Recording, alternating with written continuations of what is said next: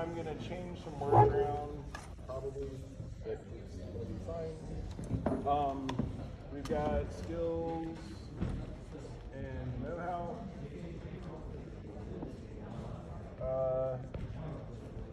Infrastructure, and then symbols and meaning.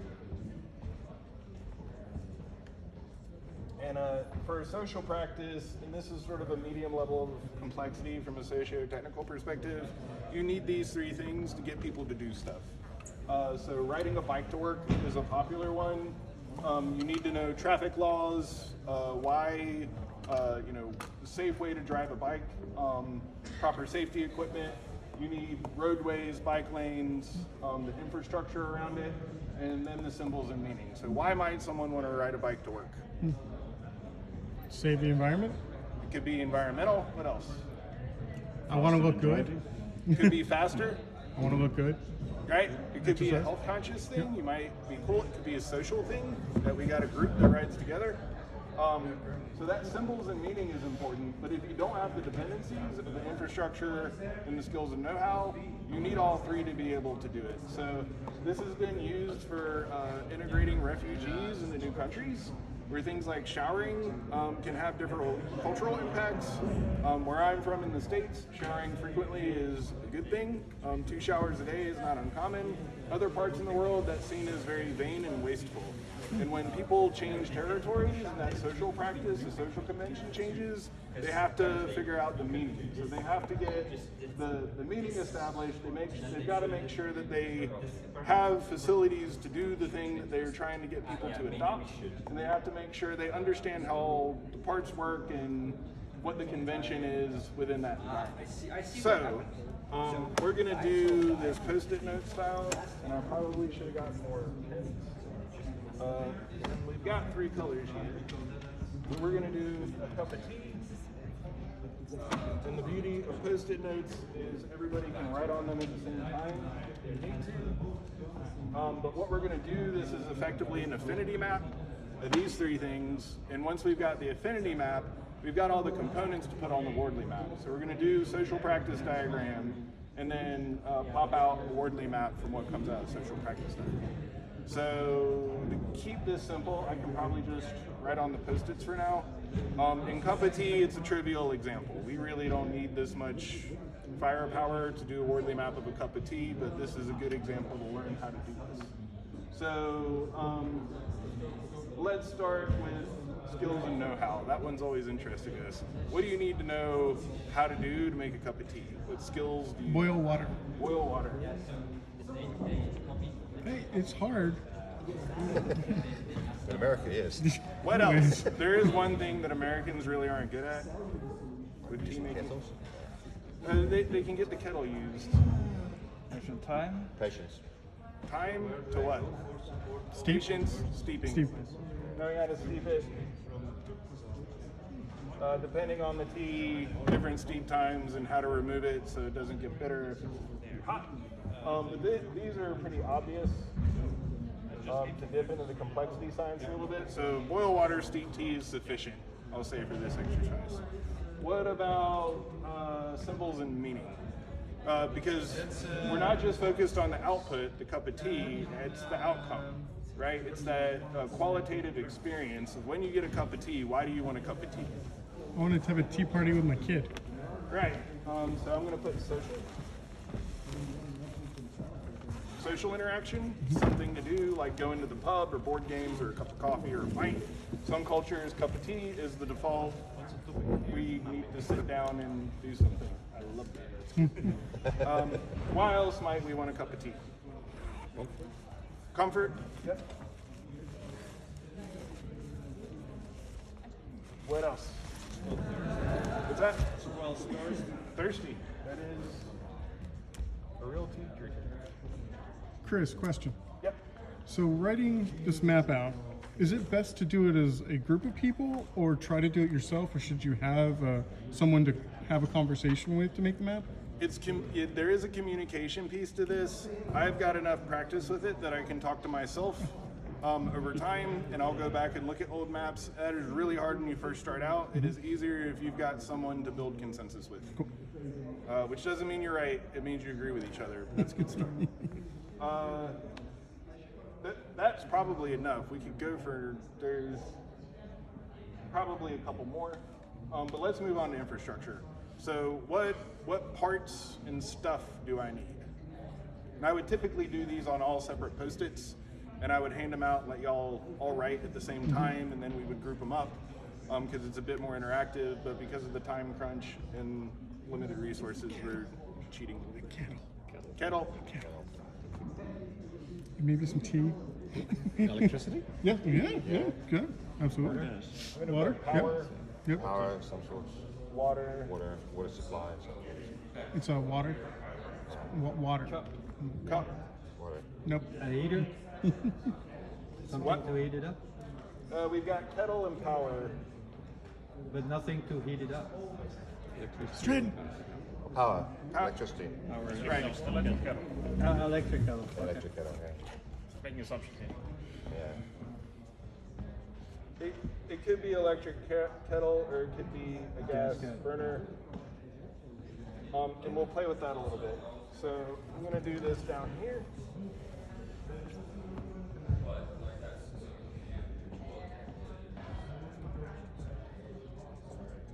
So Genesis is our first domain on the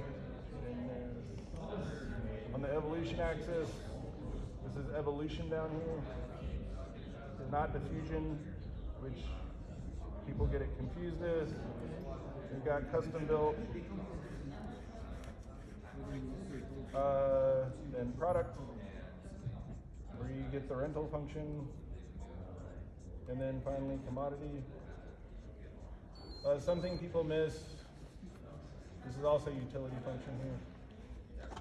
Something people miss with Wordly maps is these categories can get swapped out. That's sort of next level stuff, but these change, or they're interchangeable. He's got it on one of his cheat sheets. So something to play with later. We're gonna use the default settings here. And then this axis, the vertical one is visibility.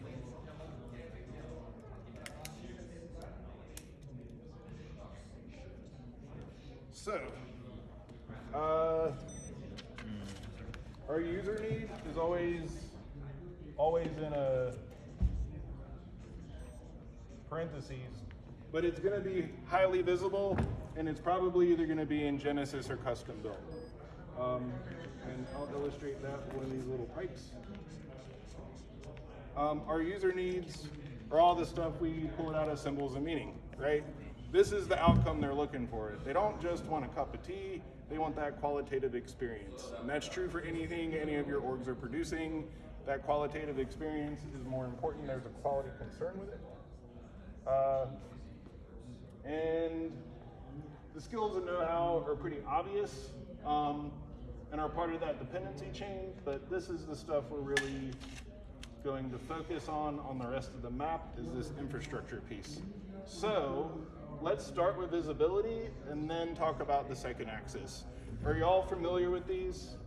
So Genesis is something really, really new that debatably doesn't really exist yet. People are trying to manifest it. So like self-driving cars, they aren't really a thing yet. And they actually popped off the other side into pre-Genesis when a lot of the big companies said this just isn't in the cards right now, we can't make it work. Domino's pizza delivery, they were like, wait a minute, we got this, but I don't believe them. So you've seen autonomous vehicles bounce on this threshold because of the inertia in the system and because driving is weird and really contextual. Custom built, after that thing has successfully been built and is observable in the market, other people are going to start building it in-house. It's a thing that exists in the world, but you can't buy it off the shelf. As it evolves and continues to diffuse, it's eventually going to turn into a product that you can buy off the shelf or you can rent from a place, depending on if it's durable or consumable goods. And finally, eventually it should hit a commodity function where it's a utility, and that's defined by you can get it with a flip of a switch or a turn of a knob. So Amazon pulling compute into EC2, cloud computing in general, that is a utility function, that is commodity compute. You can spin it up as much as you want and push it back down and get downsized when you need to. Uber, Lyft fit in this space. You can summon a vehicle as needed. Not here. Versus, not here, other places. Future is not equally distributed. Yeah, that's very true. So that is a rough breakdown of the evolution axis. What do we think our most visible thing to the user is that's looking to fulfill one of these needs? They're looking for that qualitative experience. The cup. The cup.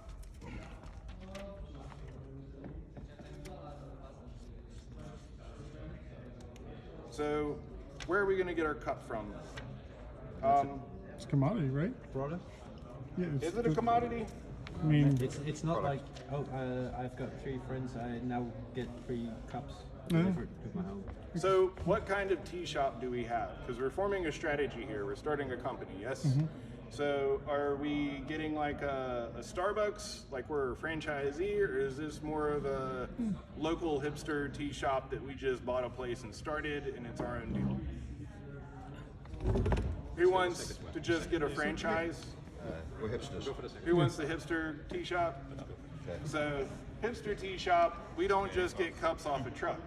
Cups off a truck are in a commodity space. We have to actually go look at cups from a vendor and pick one that we want to buy. So for our hipster tea shop, it's going to be in products, and I'm going to stick it at sort of a minimum visibility right now. What's our next thing? What might be more visible than the cup?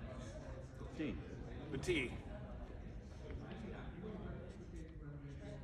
And I'm going to ask the same question. that would be custom. Because we could be growing our own tea from specific vendors, right? We could grow our own tea. We could be making tea out of things that you typically don't make tea That out is of. true. That's true. We could be making our own blends, where we're buying product from the market off the shelf and then making a custom component. Or we could just get very generic tea off the shelf, just garden variety, mint or Earl Grey. Yeah, which one do we want to do? Make our own brand. We want to do the blends. Yeah, it's blending right. Are we blending or growing? Growing. Growing. I like. Really? It's gonna be a very expensive tea shop. I grew up in the Netherlands, so Yeah. we grow everything. There you go. So, what else do we have? Is there anything more visible than the cup or the tea? The kettle? Because I mean, you have to see it, right? Or you have to use it. No. Is it more visible? To the user, Oh, to the consumer, the customer that's getting the tea. You get a cup of tea, you're going to notice the cup, you're definitely going to notice the tea, you're going to smell it. What else might be highly visible in that situation? Teapot, The water. the water. If it's dirty, smelly water, you're going to know right away. well, that could be the tea we're making. So where are we going to source our water? Are we going to use tap? Are we going to do bottle? Do we have some kind of reverse osmosis rain gathering system? Or are we like getting into some kind of molecular gastronomy where we're inventing water somehow? I like the idea, but I think we're using tap water. Tap water? Yeah, for convenience. What about filtered tap water? That would move us from commodity into custom built. Yeah. Yeah? Sorry, Phil. And I'm going to put that a little bit more visible. Our cups of tea are like $15 a pop. Very good. Still making a loss. yeah, right. Now I've injected another There's dependency, this other right? company that sells phones Because we need very a water filter. expensively, and they seems to be able to handle that. So. Sure. So now we got a water filter, and our water filter is going to be a product, and it's going to be pretty low visibility. If this is something we're looking to market, that it's a market differentiator, we might want to raise the visibility of it, and we may want to go into custom built. That it's a differentiator. You want to come to our tea shop because we have the best filtered water, because we've really custom engineered that process, but it's just we've got good clean water, I think is what we're going to run with now. We don't have kettle yet.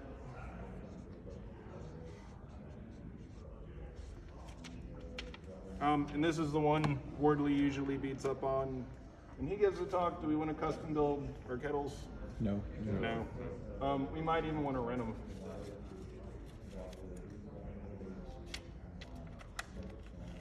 Depending on what we're doing. So, You want what to else have a do we good have? service contract with that? What's that? You want to have a good service contract with that? So Yeah, and that's one that Jabe did in his workshop in Scotland this month. That was one of the, we did like our backlog prioritization, and that was one of the options is where do you sort the office contracts? And that was something that got bumped up in the backlog because it's guaranteed money. You get a office contract for tea service, and they're just gonna pay that bill every month. So that's another line of business, but it changes your approach a little bit. And depending on how old our tea shop is and how mature our process is, you may not want to overcommit to that particular market segment too soon. Or maybe that's the only thing you want to do. And at that point, do we really even need a storefront? good question. Right. But this is why mapping is about a conversation. And as we build a strategy, is there are multiple valid options here? What's the thing we're trying to do, and is that working or not? I'm missing power. Do we want electric power, natural gas, solar, charcoal, Geothermal, real wood? please. Geothermal. I like that. Going to say we should build our own nuclear Nice. reactor. Well, we also Little want to be macro reactor. ecological, so yeah. Well, and to that point, this one's an odd constraint. Might be, it's not Genesis, they heat food with geothermal, but it is environmental constraint. I don't think we can just call the geothermal heating company up, depending on where we're at, maybe, but usually not. So I'm gonna put this in custom built. And can anybody read what I read at the top? Another map. Yeah, that component is going to break down into a completely different map because that's complex enough. At this level of abstraction, it makes sense to be a single node, but I would break that out into a completely different map. You don't have to map everything on one map. That's a big mistake is you get these big crazy spaghetti maps and they look kind of cool, but they're hard to read. If it's hard for me to read, it's going to be hard for everybody to read. So use a lot of maps. It's fine to iterate. It's fine to throw them away and start again. They're not supposed to be permanent. They're supposed to be evolutionary. What else do we want to put on? Anything else? How are we on time? 5 minutes. 5 minutes. So this is a pretty clean map. The other stuff that comes up, I'll skip to the 10 minutes. 10? 5 past. All right. You got 10 minutes? Okay. The Nicholas starts at 10. Nobody said condiments. I usually get tea, money, or Sugar, honey, milk, yeah. sugar. I don't know what else. So Organic, ethically sourced sugar. yeah, these are usually a little bit higher visibility. We have our own beehives. We have our own beehives in Yeah. the back of the store. I did Fire power plant. I did this exercise in Amsterdam at a meetup between Brighton and here. I just had vacation time, but my spouse was not in town yet, so we did a mapping meetup that ran for 90 minutes. It was a lot more lecture. They had a lot of questions, but on that one we were doing CBD oil and boba, the tapioca things in our tea, which put it in a custom built, and we had raised the visibility in the custom built because this is a market differentiator. What do we do if that's not selling? Do we dump more advertising money into it? Do we start giving out free samples? What's the third option if it's not selling? Stop. Stop doing it. Yeah. Yeah, if you're selling normal tea and the boba and the CBD just aren't moving, just knock it off. It might not be as cool of a business, but if it's cash flow positive, who cares? You know, dry cleaning supplies is an odd business to get into that can be really lucrative. It is not particularly cool, but it does make money. So with my spouse's homeschool theater program, that's a conversation we have on a regular basis. She gets frustrated that it's not making more money. I say, okay, well, here's how we can expand and get more cash flow in. And she says, that looks like a whole lot of work. I go, yes, it is. It'll be a lot of work. And we can just keep it as it is, and it can not lose money and not really make much and be a lot of fun and just something that's good for the community and good for the kids. And I'm happy to support that. It is sustainable. They're in their second season. They sold out both shows. She's got a choir along with it now, which ended up being a dependency. What makes a homeschool theater group better at plays and singing musicals is that they practice singing as a choir, separate from that. And she's got them entered in a choir competition this year too, which I'm excited to see how they do. So questions, comments, thoughts? I should shut up for a bit. Yeah, what does this tell us, this map? So we, So I don't understand how to read it. so we've got, this is our user need, and then So why does the user need go up there at the top left? because it's highly visible, and because you're a unique individual, I want to custom build the relationship with my business. It may be something completely new in Genesis, but at least custom built. I'm not assuming the relationship we're trying to establish is a product or a rental, and it certainly shouldn't be a utility commodity. Some businesses work like that, trash collection, but I did have a trash service at one point that would get my can and roll it down to the street and dump it and bring it back up, and that was awesome. I didn't have to remember to do it. So even then, they were really more over here with it. And you generally see this trend, this upward trend towards visibility. If you don't see that, and there's some weird thing over here that's in Genesis or custom built and is not very visible, you might be custom building kettles. That's a red flag of why are we doing that? I don't say it's wrong, I say it's weird, and I start asking questions because maybe it makes sense, and maybe it's an awesome market differentiator, maybe not. Other thoughts, questions, comments? A map you can go look at that's good to read. Learning how to read a map can help before you draw one. There's one out on Netflix, and up at the top, they were acquiring all their content off a product, and as they started to gain momentum and do more business, MGM, Paramount, HBO, all the people who owned content woke up to what was happening, and one, it got really expensive. Two, they just started saying, no, we're not gonna sell you that. And somebody at Netflix had to walk into a boardroom at one point and say, I've got it, we're gonna start making our own content. And I'm sure that the first time that got brought up, they said, you're out of your mind, that's not what we do for a living. But what is Netflix really better known for now than just streaming? The stream and the series. Yeah, they've got their own series. So that was a point where I don't know if they actually had a map. But it's on Google Images. If you do Netflix Wordly Map, it'll pop up. But you can see the entire dependency chain. And shifting back towards Genesis enters a lot more risk, but it may be risk you need to take to stay alive in the market. So that's a good one to go read. And try to map some stuff out. There are templates online. Ben Mosier's got learnwordlymapping.com and is doing like a lot of short video posts. I've got a book coming out between now and the end of the year. Other questions, comments, thoughts? But now we have a strategy and we can go try this. And at some point, if we're not making money, we can come back and look at this and say, what's our problem? Does this map not work? Maybe it's the sub map